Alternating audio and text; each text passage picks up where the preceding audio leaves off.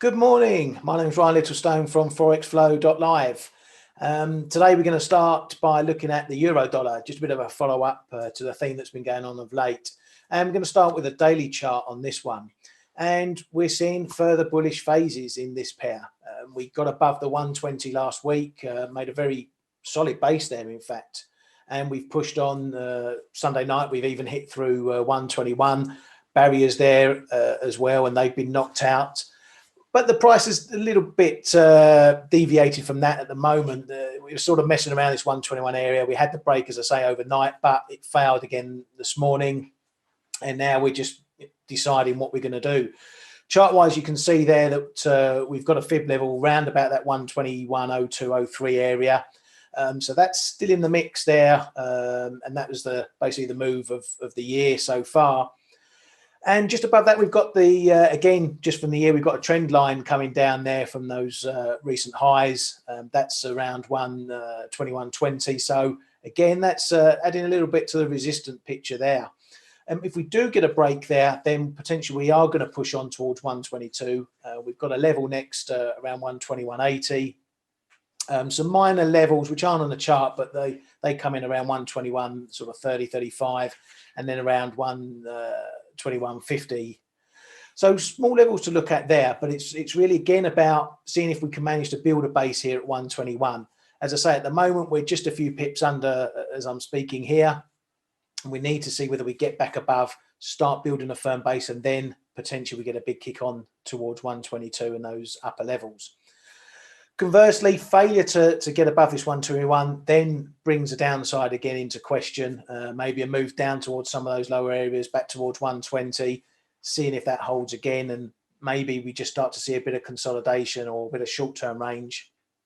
Obviously, the big feature this week is the US FOMC on Wednesday.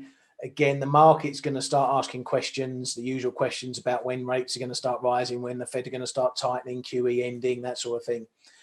And one thing we got last week was the Bank of Canada, who were pretty hawkish in the end. They cut QE by 25%. Good forecast for the future for the Canadian economy, almost ignoring the current virus situation that's picking up there with Ontario, closing down or going into lockdown. And that again has now injected some bullishness or hawkishness in the market around other central banks. The Bank of Canada is now sort of top of the list. So what that's going to happen is potentially that's going to feed into the expectations for the FOMC on Wednesday as usual. Powell's going to get the usual questions. At the moment, we expect him to swat those questions away, any hawkish questions, because his plan is the plan. His script is the script. They're going to hike or eat or tighten when it's time to do so and not before. So as usual, we're going to get the jiggling about in positioning ahead of the FOMC. So we could see this pair euro dollar holding for a little bit until we get over that hump. Moving on to the next chart, again, a little bit of a catch up in dollar yen. Again, looking at the daily chart here.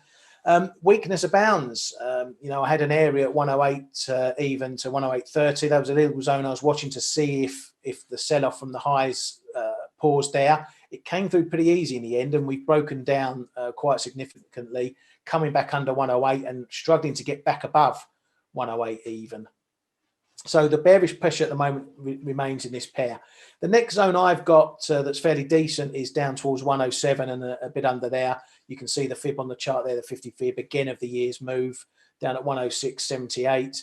So that's the sort of zone I'm looking at for the potential next support point if this weakness persists. If we get under there, then we're potentially unwinding quite a lot of the rally that we've seen so far. Anything under a 50 fib of a move tends to change the picture. But again, we're not out of the woods yet. FOMC coming up, still bullishness about the US economy and still some hawkishness about inflation and what the Fed might move earlier than expected. So a lot in the mix here, but as always, we look at the levels and we let the levels do the talking. If it breaks under that 107 area, 106.78 area, then again, that makes the picture more bearish. If we hold the area and stage a bounce, again, we might find a range and that keeps the rally going. Lots to look forward to, and with a big week this week, I wish you all the luck as usual.